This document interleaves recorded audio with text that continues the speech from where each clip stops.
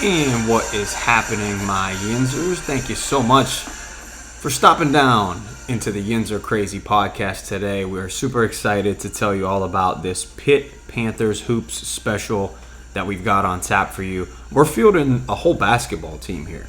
Literally, we have legends from the Peterson Event Center, guys that stepped on that floor not too long ago, guys that stepped on that floor 10 to 15 years ago, and certainly had a huge impact in the success of Pitt basketball. I am Mike.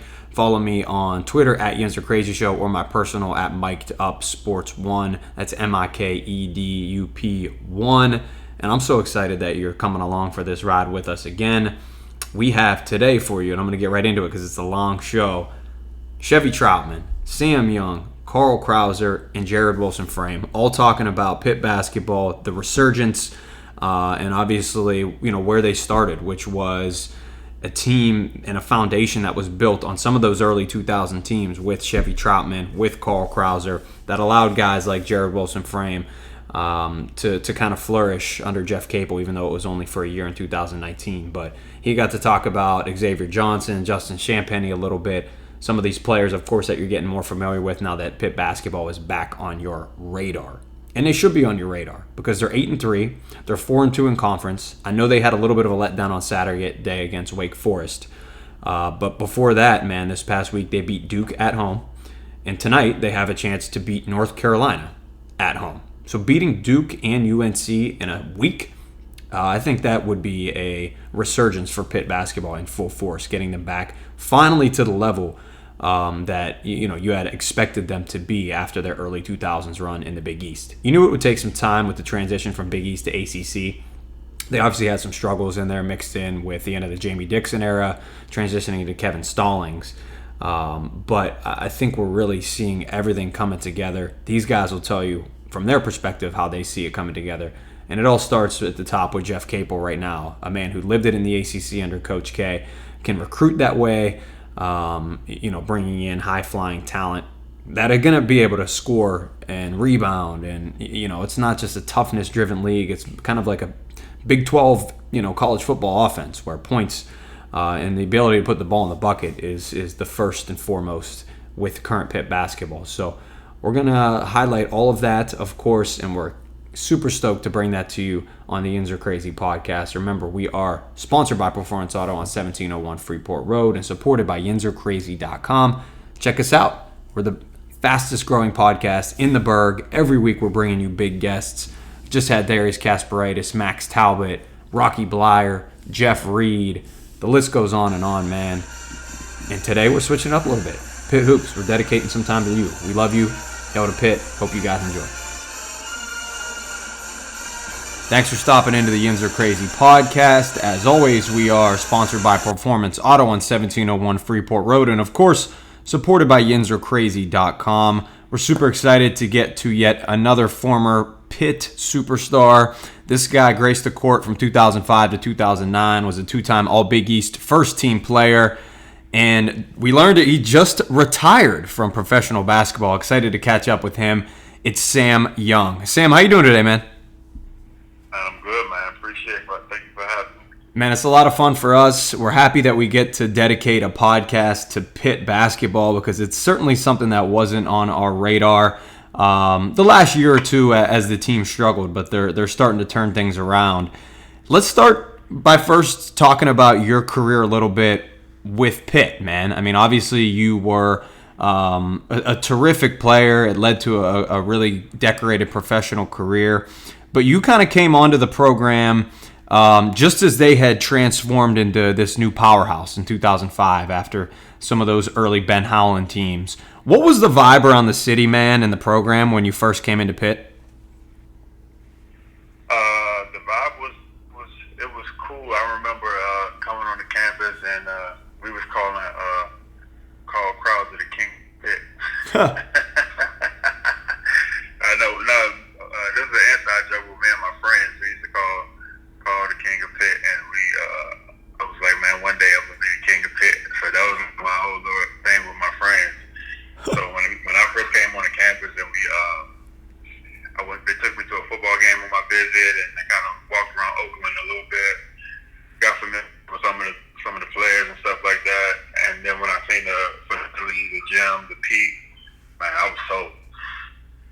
Yeah, and that's funny, man.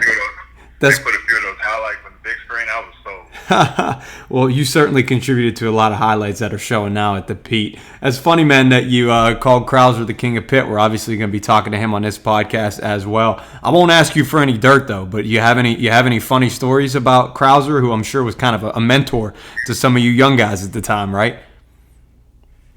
Yeah. When I came in, he was a senior. He already was, one of the biggies, premier point guards, and everybody kind of looked up on him. He kind of made a name for himself, Black Magic, representing the Bronx, and doing this thing at Pittsburgh. So everybody, we felt like he was going to be the next guy coming out of Pitt that was going to go to the NBA for sure. But I remember, I used to ask him questions like, how do you handle the ball like that? Like, what's going on in your head when you're looking at the floor? He used to give me little pointers, stuff like that. It's just like a dance move, you just go with the flow and kind of see what the defense give you, you take what they give you, stuff like that. So he was always kind of there, especially my first year when I first got on campus, just giving me some little pointers and insight. Incredible stuff. Well, you guys certainly are familiar with the term dance, as that's an operative word for you guys, of course, as you guys led Pitt to multiple tournaments, and you obviously played with some NBA talent, including yourself, a team with Brad Wanamaker and, of course, DeJuan Blair, these Pitt teams that will forever go down as legendary teams in Pitt lore. But in 2006, Sam, I read somewhere an anecdote, you can debunk this if it's not true, that you actually thought about transferring from Pitt? I did. I was out of there, man. Yeah, tell me about that. Yeah, a lot of people didn't know that. Like, behind closed doors, I was there, man. Because you know what? I was at the point where, when I coming in the Pit, I wasn't highly recruited, and a lot of people didn't know who I was coming in. I just started playing basketball in 9th grade, so I was still new onto the scene as far as high school basketball goes. But my junior and senior year, we did win 2 state championships, so I kind of bursted onto the scene. So when I got to Pitt, I was still kind of I think I was maybe the least highly recruited person that came in that year. I think Levant and Terrell Biggs was ahead of me on that recruiting list. So when I first came in, I remember I think somebody had backed out, and then that offer opened up for me, or something it was something crazy like that. So I don't even know if I was the initial person to get that scholarship, but when I got there, I feel like I transitioned really well. I was prepared. I felt like I'm a hard worker, so I was always in the gym, busting my tail to make sure I got better. But I felt like my sophomore year, man, I felt like I was supposed to be starting. And toward the end of the year, man, I started raising hell. Wow. Yeah, man, I started raising hell, man. I was sick that I wasn't starting. I felt like I deserved that opportunity, and a lot of those minutes I should have been given. So after the season of my sophomore year, me and Dixon had a long talk in the office, and he pretty much let me know that coming back the following year, he was expecting me to, kind of take over the program and be one of the guys that he can depend on every night. So that kind of kept me there. I remember, I had talking. I was like, he was asking me. He was like, Sam, so did you register for summer classes? Your summer classes for the year? I was like, man, I was like, no. He was like, why? I was like, because I don't think I'm gonna be here. Wow. It was serious. I was about to get up out of there. That's wild, man. I'm sure there are a lot of Pitt fans who might not know that story, so we're happy to tell it to Yinzer Crazy Faithful, and we're certainly happy that you ended up staying at Pitt and having that conversation with Coach Dixon, and you're probably happy too, man, that it all worked out. You know what? I'm definitely glad it worked out. I'm glad I stayed at Pitt, man, and now that it's all said and done, I wouldn't have rather have been nowhere else. Of course. Pittsburgh is my home away from home, so I'm glad I stayed. Well, as I mentioned, it's a good thing that you stayed because you ended up playing for a team that won 31 games, finished 15-3 in the Big East.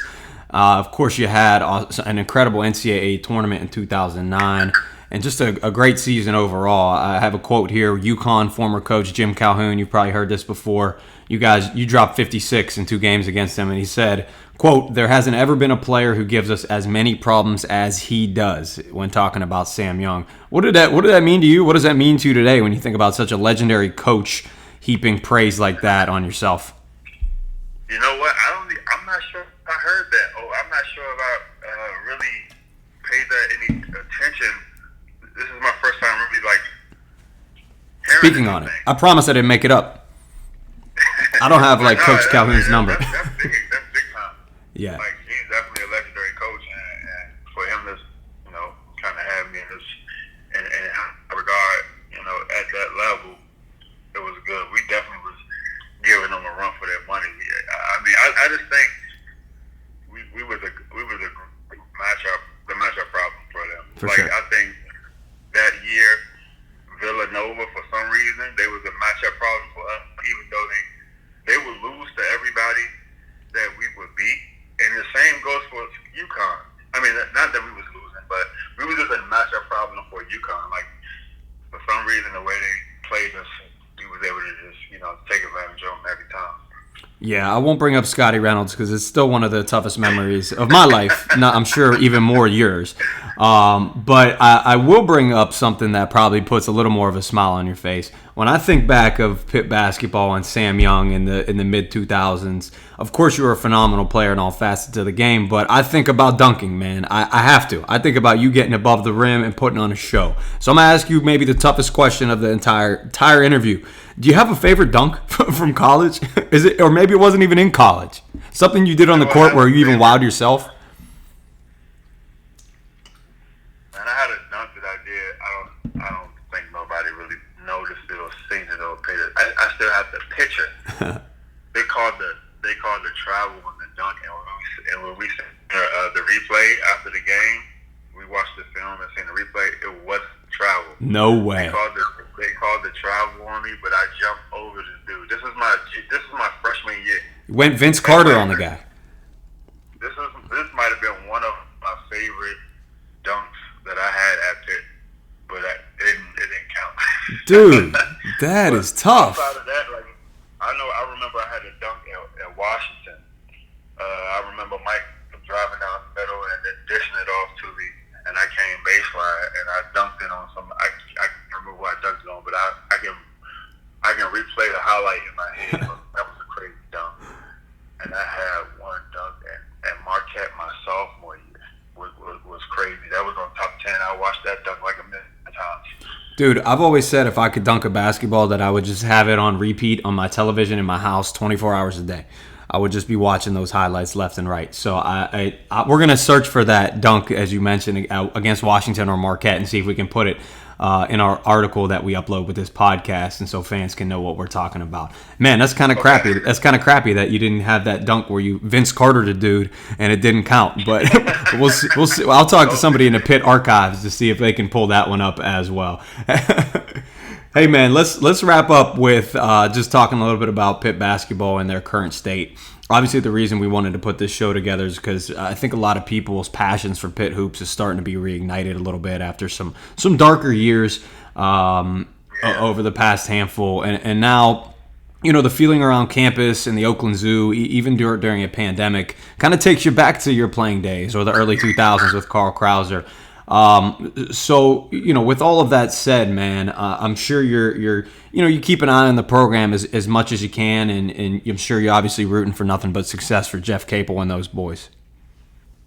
Yeah, for sure. I'm loving what I'm in as far as the incline that Jeff Capel's got them guys on right now. I see where the program is headed to, and I know we was on like a decline for a second, and we was at the bottom for a while, which is hard to watch some of those games. But right now, I can see the incline, and I like it. I like it a lot. I was out there, was it a month ago, 2 months ago? And I got the chance to walk around the facility again and see like all the different upgrades and things that we were able to help provide for the younger guys.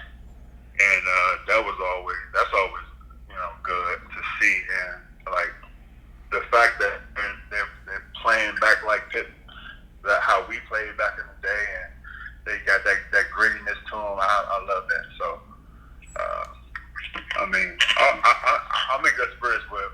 I think that the program is in good hands right now. So.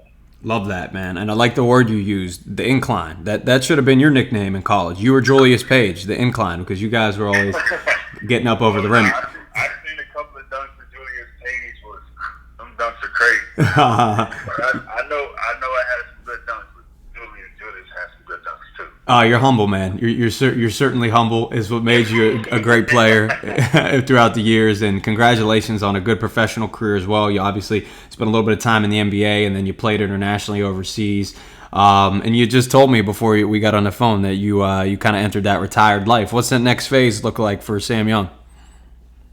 Man, first 4 years, 5 years NBA, 7 years overseas. I played in Turkey, Italy, Australia, Puerto Rico, Mexico, Dubai, Lebanon. I went all over the world. Wow. Basketball took me all over the place. And throughout the process, man, I was just kind of, over there. Like when you get overseas, that overseas life is a little different. And sometimes you just kind of reflect on what you want to do next and what you kind of want to get into. And I think that helped me out a lot, just kind of being from everybody. Mm-hmm. Now, throughout that process when I was over there, I was already kind of preparing myself for this moment right here of retirement. It's a big transition. It's different, but I'm loving where I'm at right now. Good to hear, man. Well, listen, we're all aboard sponsoring the Sam Young Incline basketball camp whenever you want to bring that back to Pittsburgh. Yinzer Crazy is going to be there as a sponsor, and nothing but blessings and best of luck to you in the future and all those endeavors, man. It was a pleasure to watch you hoop at Pitt. A pleasure to speak to you, and we wish you nothing the best, man, moving forward. I appreciate it. And we're back on the Yinzer Crazy podcast, the Pitt special, as we are highlighting the Pitt Panthers. They're off to a hot start this season. We already brought on a couple icons, and now we got another legend who graced the court for 4 years as a Pitt Panther, and now he's gracing the Yinzer Crazy podcast. Everybody go ahead and throw up the X for me. From the Bronx, New York to the Pete. It's my man Carl Krauser. Carl, hey, somebody's excited. I love it, man. We got an ovation around the city for Carl Krauser. He's giving himself one. I love it, man. We need that kind of energy.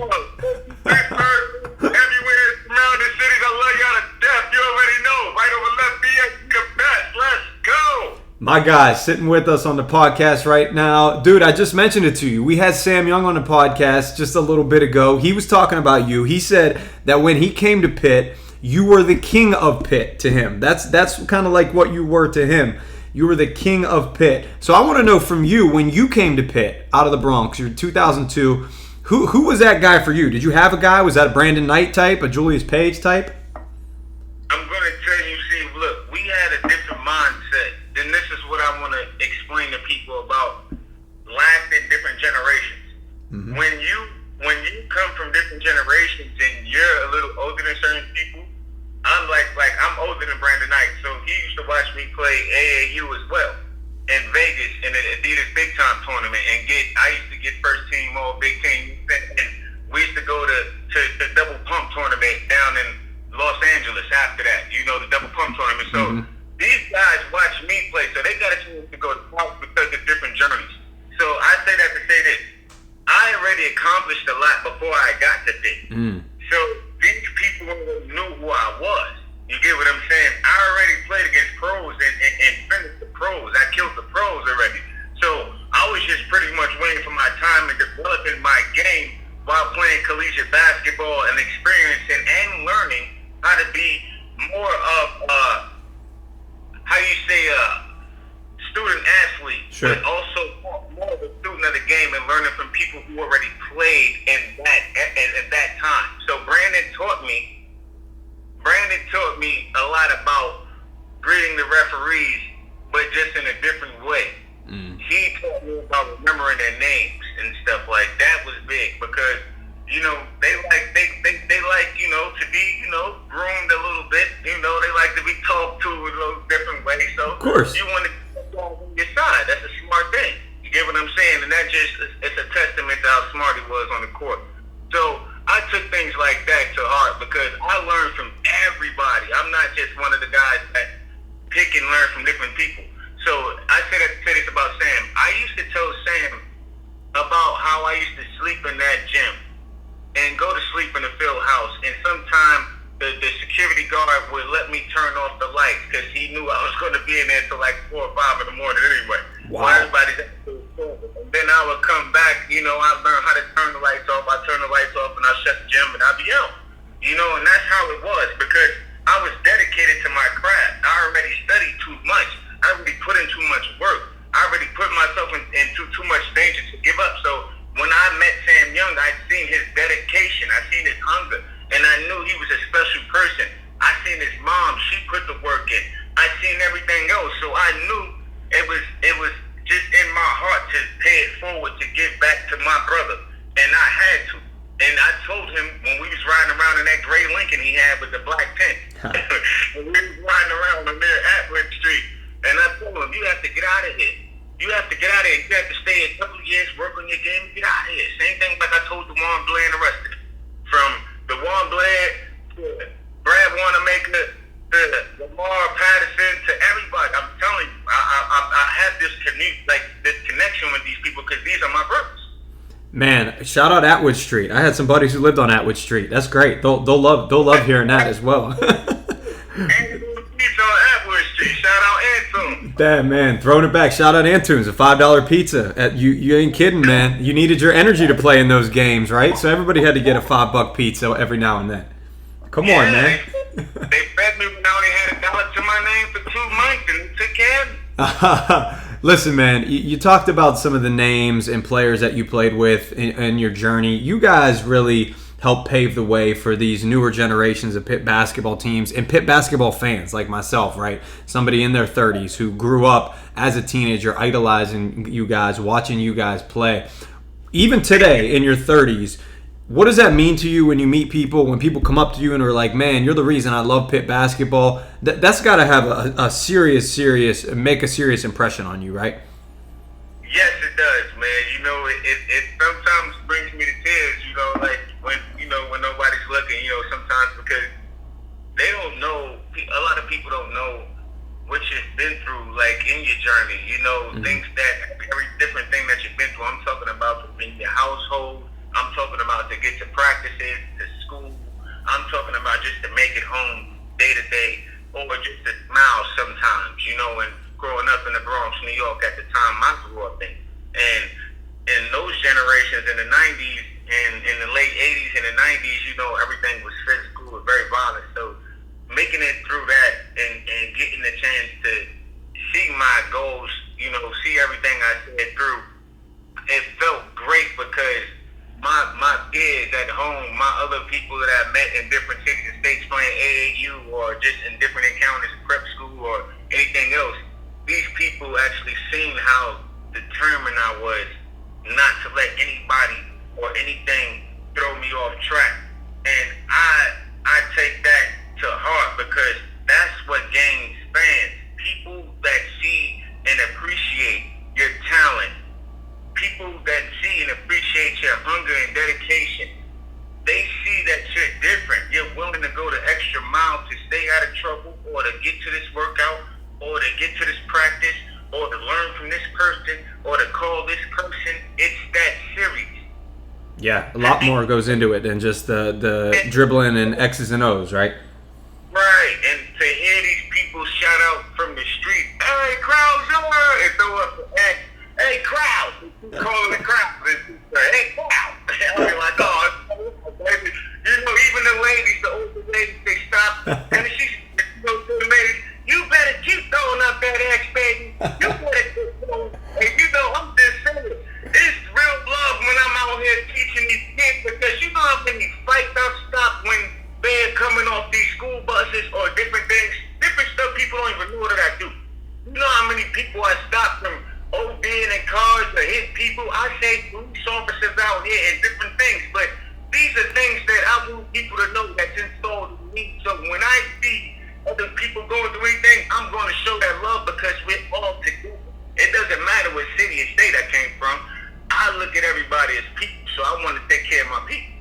Man, the last couple times I was able to see you was I was in Pittsburgh a couple years ago.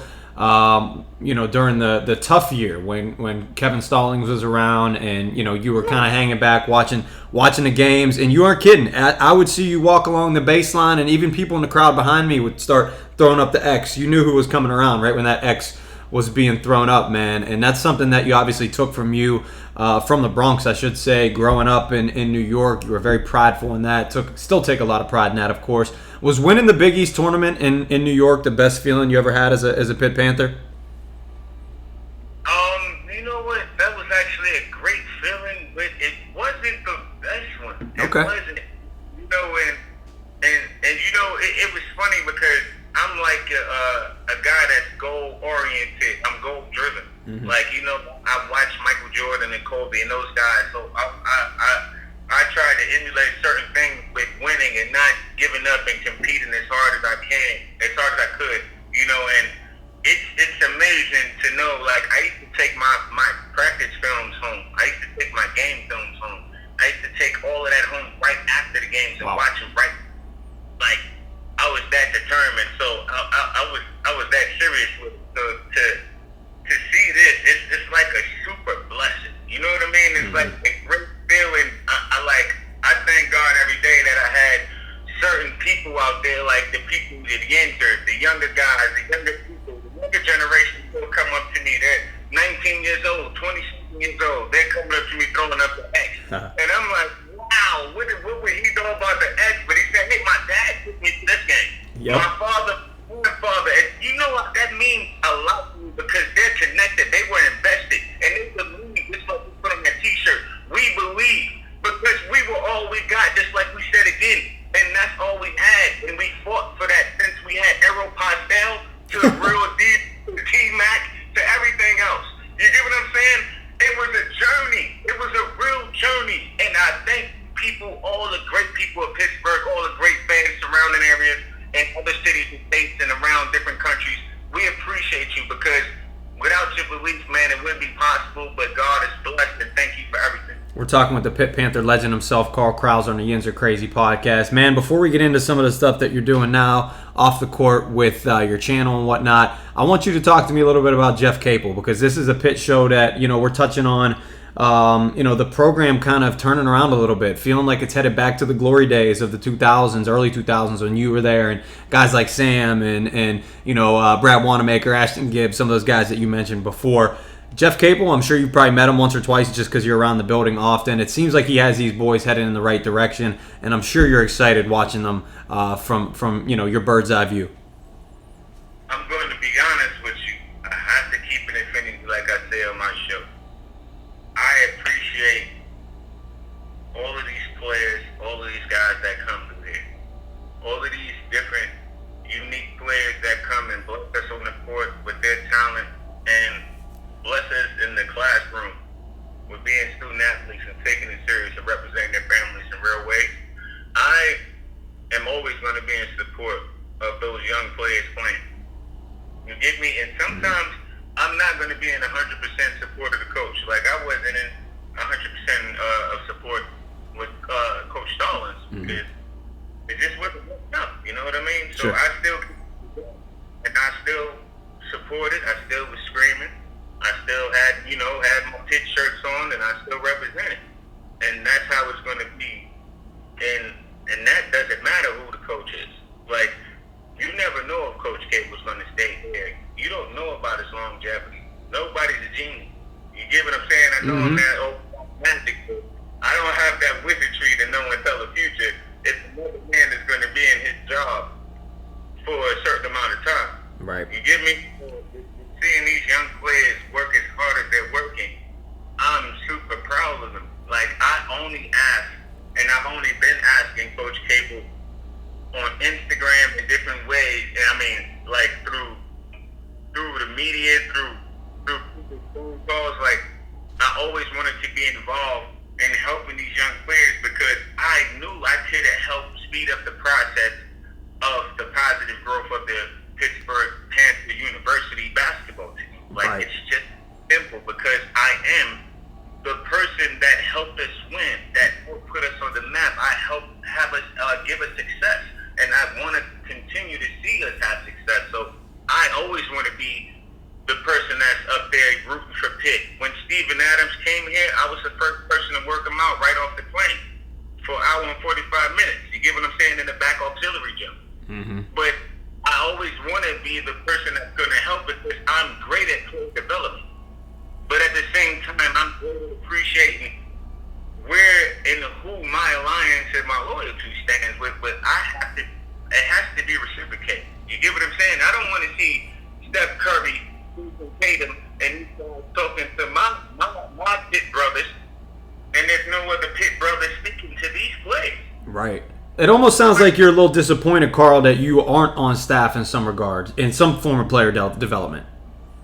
Oh man, look, disappointed. It's funny, like not disappointed, because I knew what was going to happen. Right. I think that I had PG vision.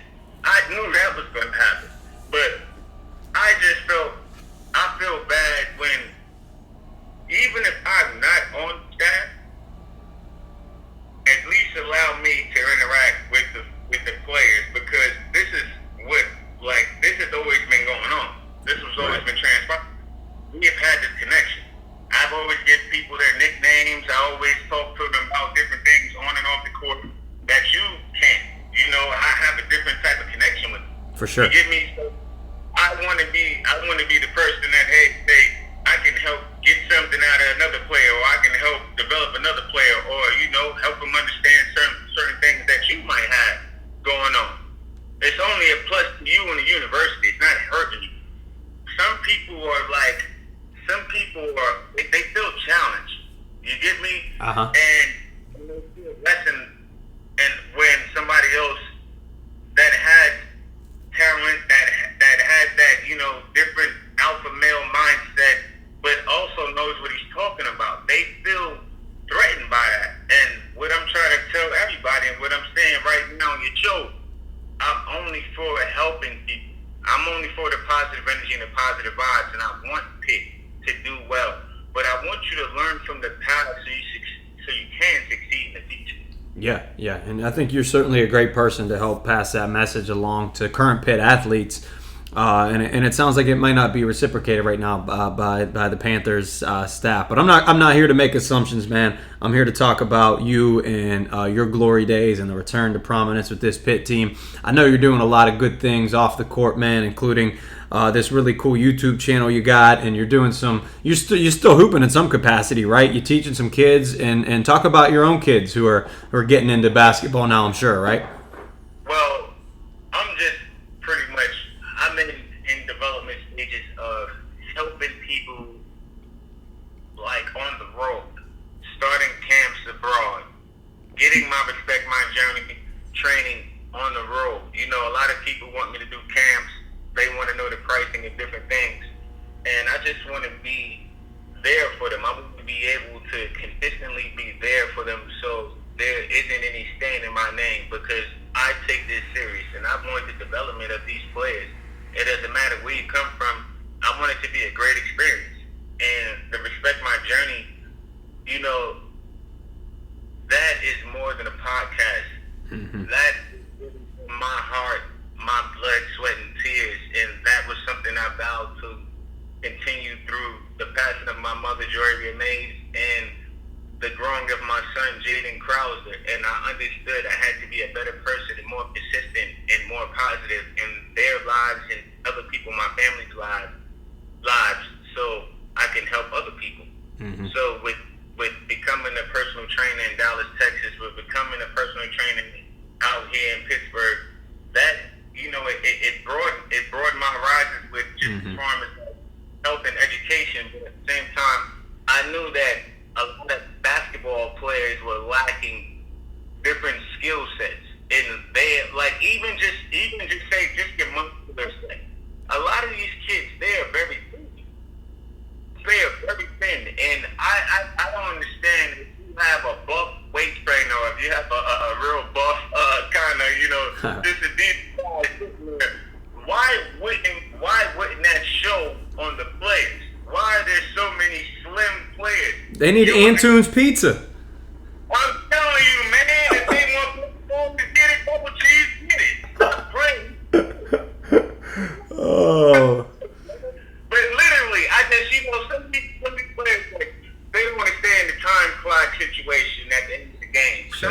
that don't know how to win. Some of these players don't know when to give it to the guy that's side. Some of these players don't really understand their play to run again to get that other player open after he gets scored. Or to uplift somebody after, they're down. Right. Or and I want to just see from the different coaches, I want to see every coach in America, I want to see you have your players while you're on the side. I want to see your players up. I don't want to hear just because it's COVID, you can't stand up. That's not the truth. That isn't the truth. Right. You stand up and what the teammates. Remember how it was? Everybody gets up and take your teammate on. That's how it was. Support the team. Yep. You get me? So I want to see more camaraderie.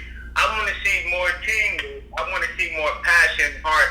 I want to see more player development in the game of basketball. But I just want to see people more passionate and appreciative of what they're doing. All good stuff from a Pitt icon. Hey, man, we got hundreds of listeners out there. Obviously hoping for thousands on this particular podcast because Pitt is hot right now. Tell them where they can find you right now. Subscribe to your YouTube channel, right? Yes, you can subscribe to my YouTube channel called Krauser. You also can find me on IG and Facebook on Carl BX Krauser. It's all salute, all positive energy to the University of Pittsburgh, to New York City, the Bronx, Bronxdale Project, the Yinzer. Salute to y'all. Always love to Mike and Jordan.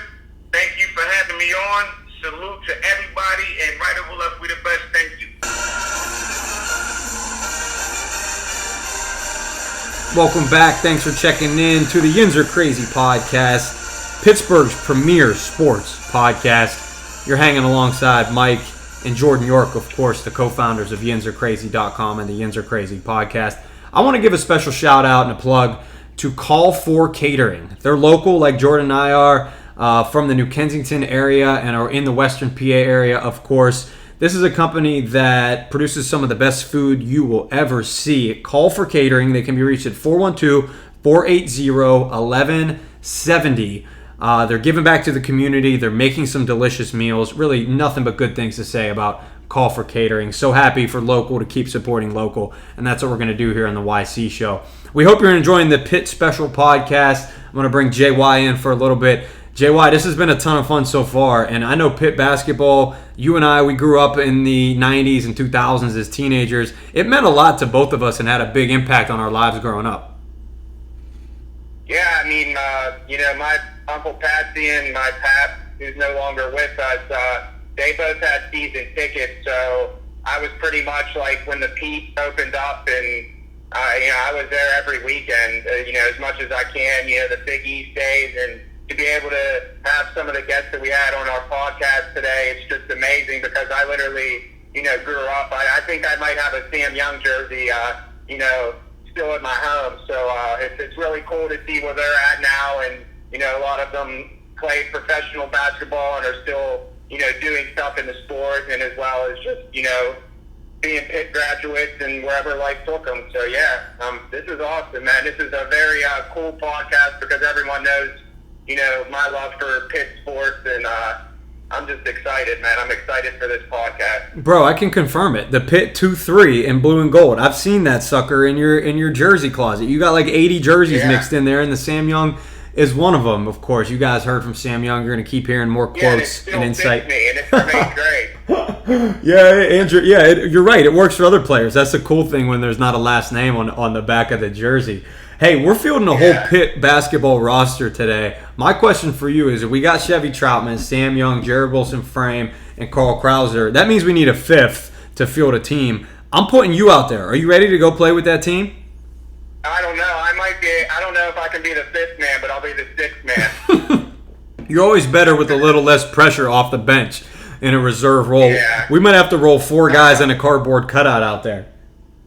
Yeah, that's the way this year's been going. But I think things are looking up, and things are looking up as well, for Pitt basketball. Obviously, this past weekend they lost the 1 point by Wake Forest, but, Jeff Capel has his team trending hard, and I just really, really am glad that the excitement's back, and I can't wait till we can be back in the Pete, to hear the Oakland Zoo, who just had its 20th anniversary. That's crazy. Now that's how I know I'm getting old. And, I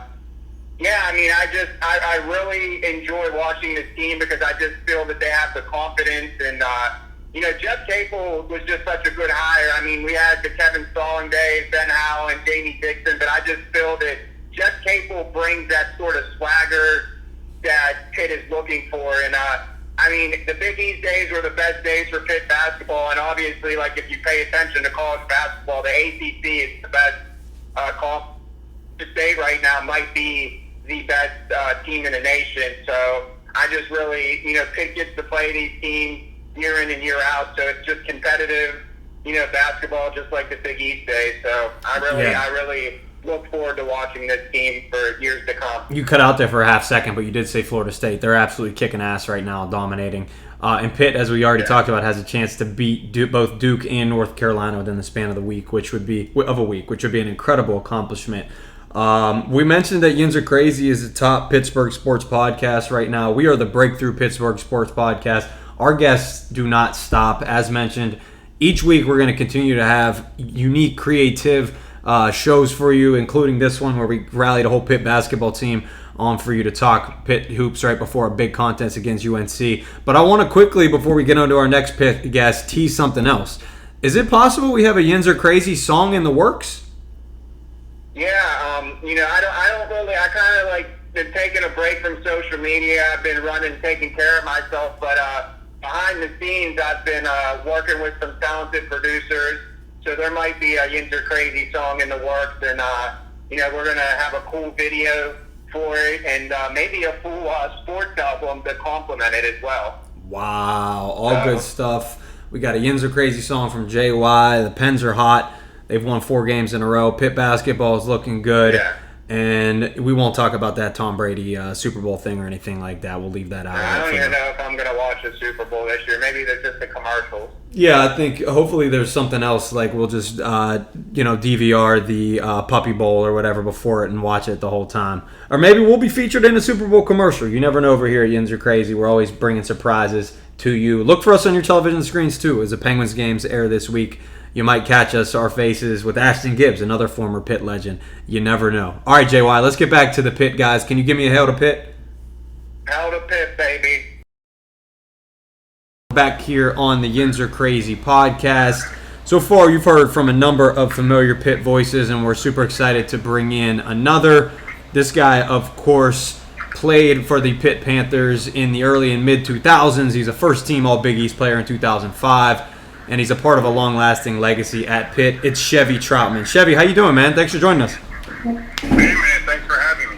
Man, for those who don't know, you just got done with the better part of an international career that spanned nearly a decade, winning rings in Germany, France, things of that nature.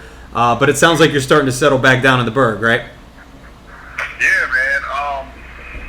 Can't play forever. The body wasn't hurting or breaking down. It was just a life-changing choice that I wanted to be home a little bit more and do the back home thing. Yeah, no question about it, man. But you're obviously a part of a Pitt Panthers team and program that laid a foundation and a culture for years, many years to come. The Big East to ACC transition certainly caused a few hairy years for the Pitt Panthers. But you guys, the way you, of course, used to play the tough style of basketball seems to, as I mentioned, transcend generations.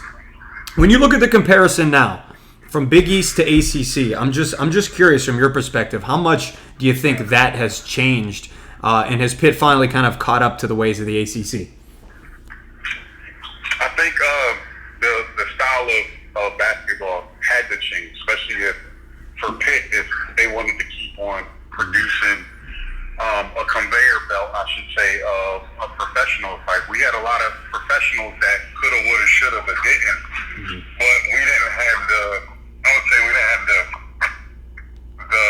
pedigree or the tradition that, say, for instance, Kentucky, Duke, and all them. But I think with this new coach and his style, and even the transition from the Big East to the ACC, I think that all of that is helping Pitt be a staple and producing professionals. Yeah, no question about it, man. I saw a quote somewhere that you did an interview a couple years ago where you talked about not all former players feeling as comfortable return back to Pittsburgh. or maybe guys being intimidated because you're supposed to move on to the next chapter and maybe leave college behind. But you're somebody who's never had a problem coming back, hanging out of the Pete, and spending time around the program. Why is that, Chevy? It's like with any relationship, you gotta be familiar. You can't be intimidated to come around and show your face, or even give the knowledge that you learned. And most of the things that I do is trying to give back whatever way that I can, and giving back to the players, or trying to give them a little bit of info to be able to move on to the next chapter in basketball, if it is basketball or whatever, but giving them the information that can help them step forward and not be afraid if hoops don't work out for them, the way that every hooper plans. Right, no question about that. And for you, it certainly did to a degree. I mean, you had an excellent college basketball career overseas, internationally. I think I even remember bringing up to you the first time we met, the tryout you had for the Washington Redskins that a lot of people talked about back in the day, as they thought you might be fit for that NFL Antonio Gates tight end position, man. What advice would you give? I know you kind of just touched on it. What advice would you give to some of these guys nowadays who maybe only have the NBA on their radar, and kind of aren't necessarily ready for that next career path? I wouldn't say focus on one thing, but don't let your opportunities slip away. The door's open for a short amount of time, and if you don't grasp something and dive all the way into it, like you could be left confused on what you actually wanted to do. Because I wasn't, even in my case, like when I had that opportunity, I wasn't sure if I was going to play hoops or what, because I did have, high expectations on my next career path, because I invested so much into playing basketball. It was hard to switch over to something else when I knew that would give me a good trajectory, and traveling, playing hoops, fulfilling my dream of actually contributing to a basketball team, and even being a winner, on the next level, challenging myself. But yeah, I mean, I took my chances and it worked out. Not to say it always worked out, but I'm happy that I was able to have that opportunity and have some life-changing experiences while I was hooping. No question. We're talking with Chevy Troutman on the Yinzer Crazy podcast. Chevy, we'll get you out of here on this, man. You hit on it a little bit earlier that this appears to be a Pitt team that has kind of been reincarnated in a sense. I mean, this is obviously a team that is garnering some national attention after a win against Duke last week. They're 8-3, 4-2 in ACC play, and seem like a potential NCAA tournament team. Have you been following, able to watch some of the games? And I know we're in a pandemic, but do you plan on getting down to the Pete and catching some? Yeah, I always step through, or try to, whenever I have the time to step through, say what's up to the guys, give them a little bit of info. Don't try to keep them motivated and not discouraging, regardless of how their play is going or the minutes or whatever. Just give them that info. But being around those guys, they're all ears and they're willing to listen. And I think one of the main things for the program turnaround is the consistency. Players not leaving. And Coach Capel's up there doing a great job by keeping those kids there, and they're reaping the benefits, because the longer they stay, the more cohesive they get, the more they understand each other, and they're buying into the program. No question about it. Chevy Troutman, a Pitt legend, certainly a Pitt Panther for life. Hey, man, it was an absolute pleasure catching up with you for a second time. Hope to see you down the Pete one of these days for sure. And best of luck to you, and hail to Pitt, right? Thank you. And you're back on the Pitt Hoops special. Just heard from one Pitt legend, and we're excited to get you to another. This dude was a JUCO transfer in 2017, where he quickly made his mark on the court as a Pitt Panther. Pitt's leading scorer in 2018. a guy that was certainly revered throughout the building and by the Oakland Zoo. It's Jared Wilson Frame. Jared, thanks for joining us, man. Hey, man, I'm glad to be here, man, for sure. Hey, I just mentioned, man, that you were somebody who had quite the career before coming to Pitt, and then obviously made the decision to transfer in 2017. So let's start there. What brought you to the Berg, and why did it feel like a good fit at the time? I was at junior college in Florida, and so leading up to that, I had left to go to prep school in South Carolina at 16, and so for me, I had been far away from home. I'm originally from Hartford, Connecticut. I had been far away from home, or anything that felt, similar to it, that East Coast city vibe, Northeast city vibe, and so for me, the first thing first was, Pitt was a school, growing up in a Big East background, it was just a school that, was just high on my list of places I could see myself playing, just because of the history, the toughness and the type of players that played there. I always saw myself, as kind of like a Pitt guy, before I even, obviously eventually became one. And so first things first, it was the location. Then they played in the ACC as well, which was, the best conference in the country at the time. And then lastly, man, Coach Stallings, who originally recruited me, he was a guy who made me comfortable and feeling like he was going to push me every day. I'm a guy who loves hard work. I love somebody who, won't take it easy on me and will let me know that, every day is not going to be a light day, but we're going to get through it, and it's ultimately to just get me better and help me become a better man and become a better player. And so it became really easy at that point with everything involved. Yeah. Jared, I want to go through a couple of those things that you mentioned there. One, because I was on the sidelines for a lot of your games, called a few of those games, and was right next to Coach Stallings, watching you put dudes on skates half the time. Coach Stallings obviously gets a little bit of a bad rap around here occasionally, just because his team struggled a little bit, especially that 2018 team.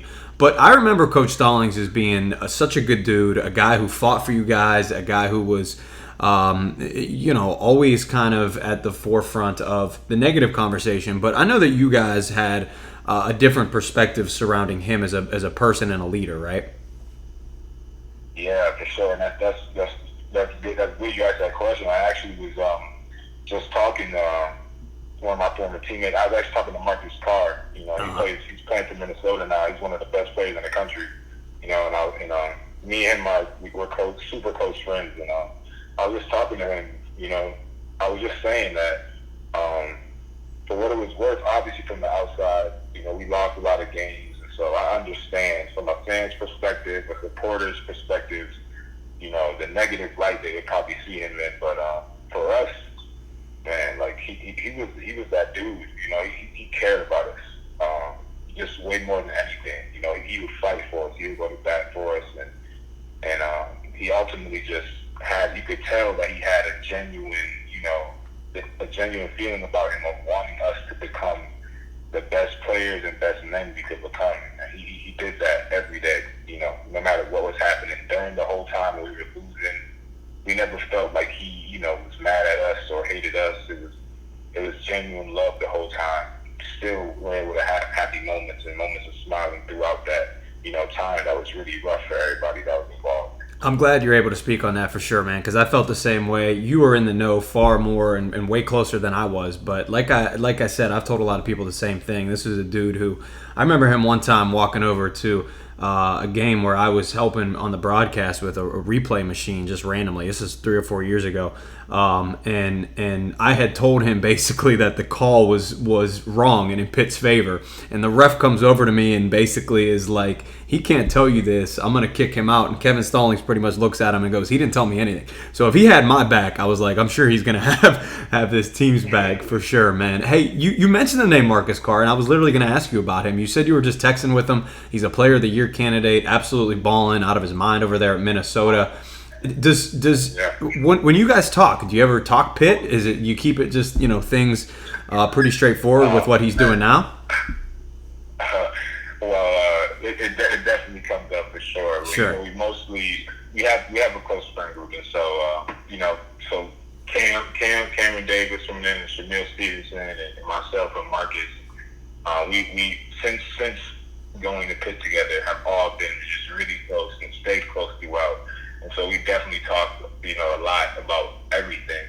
When we talk about Pitt, we always sit there and we just go, man, what if we could have just came back, with the recruits that he had coming in, and we really felt like, because we were really young, really new, fresh team, and kind of got punched in the mouth in the ACC, but we were ready now. We're like, okay, we got that done with, we got that over with, and we're gonna put that behind us. And so we talked about it for sure, man. But when I look up, I look now at what everybody's doing, and I see Parker just transferred to Indiana. And obviously, Marcus is killing it right now. Jamil himself, he's over at Nebraska in the Big Ten.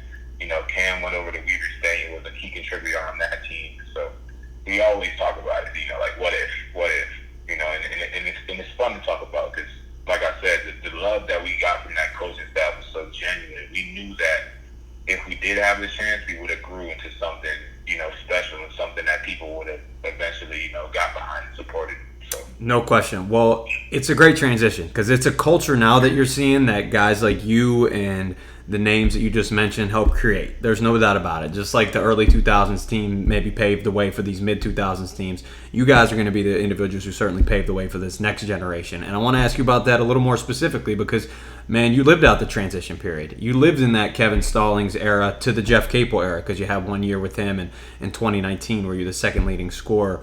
What kind of were some stylistic differences? What was your immediate kind of vibe around Jeff Capel when he came to the team, and what was kind of the talk around him and the vibe around him? Yeah, well, with Coach Capel, man, the thing that I loved about him off the rip, just from the first conversation we even had on the phone when he got the job, the first day he got the job, he called every single person that was on the roster at the time, whether they were talking about transferring or not, and that really stuck out to me. And then just his attitude towards winning, man, he was relentless, and that really rubbed off on me. And I think a lot of people were able to see that, from the outside looking in my senior year when I started really just playing well and how hard I was playing and how much passion I played with. I was embodying him and his brother and the rest of that coaching staff, when I was expressing myself in that manner.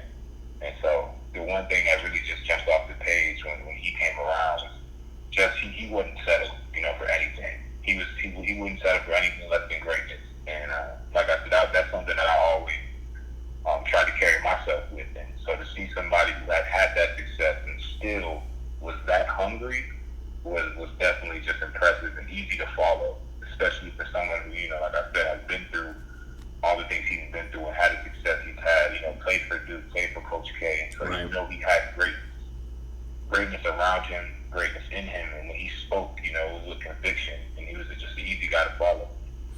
Yeah, no question about it for sure. We're certainly seeing it sprinkling through this Pitt locker room and team as they've obviously gotten off to a really good start this year, 4-2 in ACC play, 8-3 overall. It looks like a potential tournament team, and a big reason for that is the play of X-Man, Xavier Johnson, a guy that you played alongside when he came in as a freshman. We saw some big things. You guys were the top scoring duo on that 2019 team. He's regressed a little bit in some ways, but obviously he still has the potential. So I want to ask you, as a guy that played with him and was right next to him on that starting unit, what does he do? What does he need to do to be great, Jared? What are some things that you're seeing now that he has the potential? The guy is a stud, but what are some little things that you would help him concentrate on if you were right next to him right now? Well, honestly, man, one of the things I've been most impressed with and seeing X grow is how much calmer he is on the court as far as leading and trying to just do his best to make the team, better. His freshman year, when you come in and you got outside voices and your own voices inside your own head, you kind of get caught up in hype sometimes. Not saying it took over him, but he was a freshman. He was a freshman who just came out of high school, was in the ACC, and was a leading scorer. And so there was some times when he might not have been focused on the things he needed to be focused on. And so one of the things I've been most impressed with is that I've seen that change in him, and now, you know, he's leading the league in assists right now. You know, so that's the thing that's most impressive to me, is that he's gotten more efficient with that. And you know, moving forward, I would just say to him, you know, just keep on working, keep on listening to the coaching staff, man, and then just keeping his head, you know, strong, keeping a good head on his shoulders, and just maturing as he goes on. For me, you know, his ability obviously jumps off the page. You know, he's an incredible player and athlete. So as long as he keeps maturing and keeps understanding the game even more and more, he's going to be great. No doubt about it. I want to amend myself. I want to correct the usage of the word regressed. A lot of times we expect in college to see guys who maybe average 15 points their freshman year, average 20 and then 30, you know, their next couple of years. Not everybody's Justin Champagnie. It sounds like the way you're describing it, he's kind of just become more of a leader, a better distributor, and a more mature player overall. So I take that word back. Jared, one of my last questions for you, man, is I was checking out your Twitter, and you were talking about Pitt basketball. Obviously, you're still a fan from from where you're at today. You said you never doubted it. You're just watching it develop. I love that mindset, man. You're somebody. It sounds like you're having a lot of fun watching Pitt hoops this season. Oh man, I am. Man, it's beautiful to see, and it sucks because we're in the pandemic, and so we can't go see him in person, because man, like I just it's crazy because, you know, when you're there, like my senior year, Coach Cable's first year, and we're just trying to really get that culture implemented, and me being, you know, the captain of that team, I was really trying my best to, like I said, embody that coaching staff. And so to see it in everything that they talked about, and all the talks when I would go up to Coach's office, and, you know, I'm talking to JC, and I'm just talking to them, and they're trying to instill in me, you know, their perspective on what would be best, you know, and to see it come to fruition and play as well as they are. Like, man, I love it. You know, everybody sees it in my tweets, and they can't hear me when I'm tweeting, but trust me, I'm yelling those tweets. I'm saying them out loud. I'm yelling them. And so I'll go on Twitter and type them.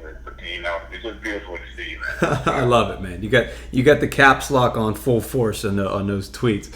No doubt about it. Hey, Jared, last thing, man. Tell us about this. I saw on your Twitter also, you dropped a little new line of clothing and a brand, possibly. Walk by Faith it's called, right? Yes, sir, man. I partnered with Boosted. You know, they help with player likeness. You know, just profiting off of that, and it's something that I've always wanted to do. Just starting a line, and for me, it's more just of a movement. You know, and I'm going to be coming out with multiple different things moving forward. The first line I did want to drop, I wanted to do something, you know, towards Pitt, because of my time there and just how much I love the city and the support that I got from the program and from the city. And yeah, man, Walk by Faith. That's the movement. That's the, you know, the hashtag, whatever you want to call it. It's just something that I've always had in the back of my mind. I try to be a very just spiritually connected person, and try to keep a good head on my shoulders and positive mindset towards things, and always just tell myself that, you know, no matter what, as long as I, you know, never doubt myself and keep my faith and work as hard as I can, you know, then everything will eventually work out in life, and that's in all aspects. And I feel like if anybody, you know, keeps that mindset about themselves, and they can do whatever they want. And so ultimately, that's why I chose, you know, to name it Walk by Faith. And so anybody who sees it, they go on my Twitter, on my Instagram, links are on there, you know, and go support, man, you know, shop, and we'll be coming out with multiple things throughout the year. So. Well, it's a great message from a guy who was great for the Pitt Panthers just a few years ago, Jared Wilson Frame. Hey, man, I can't thank you enough for jumping on this podcast. It's going to be really cool. We're excited to release this to everybody. Hopefully everybody checks out Jared's Twitter. We'll tag him for sure on our gram and all of our accounts when we post this podcast. And outside of that, man, hail to Pitt, and best of luck with everything. We appreciate you. Thank you, man. No problem. Hail to Pitt.